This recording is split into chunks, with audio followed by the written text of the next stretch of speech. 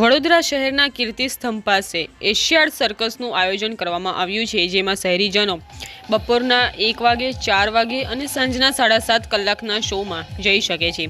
સરકારના નિયમ અનુસાર સર્કસમાં હવે પ્રાણીઓને જોઈ શકાય નહીં, પરંતુ કલાકારોની કલા જોઈને ખુશ થઈ જશો। આ સર્કસમાં ઘણા કલાકારો બાળપણથી જ જોડાયેલા છે। એમાં ખાસ કરીને આખો પરિવાર જ સર્કસમાં જોવા મળે છે। एशियाड सर्कस आपके शहर में नई खेल अनेक प्रोग्राम के साथ।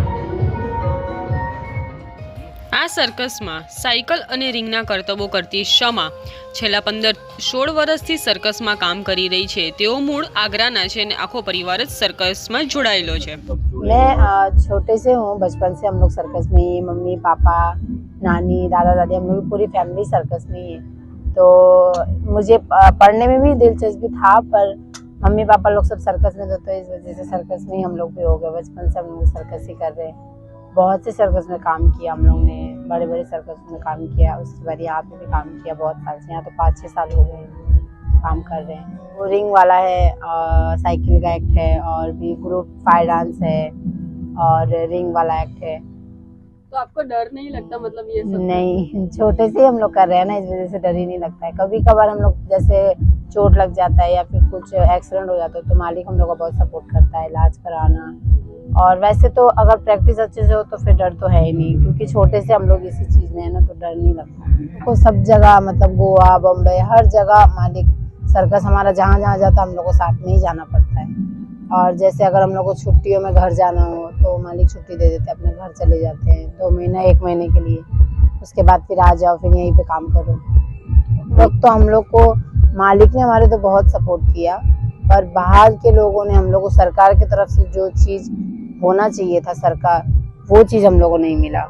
क्योंकि फैक्ट्री हो गए, सिनेमा हॉल हो गए, मॉल्स हो गए, इस सब चीज़ का नुकसान चलो सरकार सपोर्ट कर रहे हैं उनको, हम लोग के सर्कस को सपोर्ट नहीं किया सरकार की तरफ से।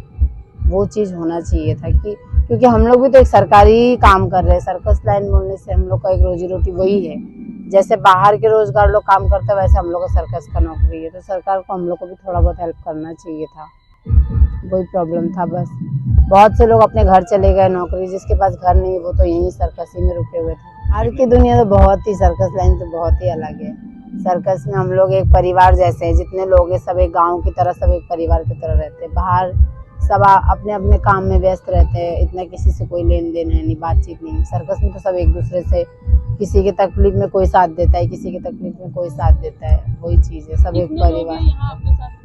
टोटल होंगे 300-400 लोग। पढ़ने लिखने का भी शौक था, पर जब दादा दादी लोग सब साथ में थे तो जहाँ जहाँ सर्कस लगता था वहाँ वहाँ थोड़ा बहुत पढ़ाई करते थे। फिर उसके बाद जब दादा दादी एक्सपायर हो गए, उसके बाद फिर हम लोग सर्कस में ही। ये मेरी मम्मी है। तो आपको बनना क्या था? और आप वैसे तो मुझे पढ़ लिख के मतलब बाहर जॉब करने का बहुत शौक था। उसके बाद पर वो चीज़ हो नहीं पाया, इस वजह से हम लोग फिर सर्कस में ही सब लोग। तो अभी मेरे पापा है, मम्मी है, और पापा बाहर काम करते हैं, मम्मी और मैं साथ में, और मेरी एक छोटी सिस्टर है, वो भी काम करती है। हम लोग को जितना चाहिए उतना तो अभी आता ही नहीं है पब्लिक। हम लोग को और अच्छा लगता है जब पब्लिक भरी भरी रहती है रिंग में, तो एक्ट करने में भी अच्छा लगता है। तो ये सर्कस का अभी थोड़ा कम हो गया है। हाँ, बहुत। हम लोग को जिस तरीके से अभी सर्कस लाइन चलना चाहिए उस तरीके का तो हम लोग को इनकम आता ही नहीं है। फिर भी हम लोग को मालिक बहुत सपोर्ट करते हैं कि चलो हमारा स्टाफ काम कर रहा है, कुछ पैसे